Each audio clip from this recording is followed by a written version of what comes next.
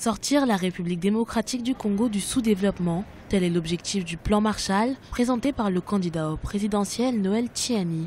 D'un montant colossal, plus de 800 milliards de dollars US, ce programme promet de porter ses fruits sur les 15 années à venir. Nous allons reconstruire donc les infrastructures de base, c'est-à-dire les routes, les autoroutes, chemins de fer, les aéroports, les ports, les parcs nationaux, les écoles publiques, les hôpitaux publics.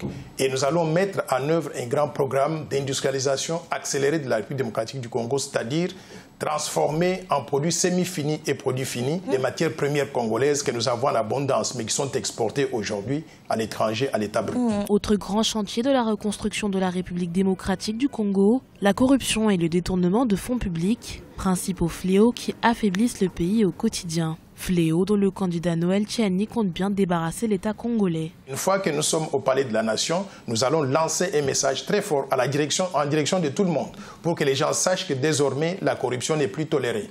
C'est-à-dire que si on attrape quelqu'un qui est corrompu, non seulement que la justice va pouvoir donc s'occuper de lui et il finira par être en prison, mais quand il sort de la prison, il ne peut plus occuper un mandat électif, il ne peut pas travailler dans l'administration publique, il ne peut pas soumissionner pour des marchés publics. À l'heure actuelle, en République démocratique du Congo, plus de 40% de la population vit en dessous du seuil de pauvreté.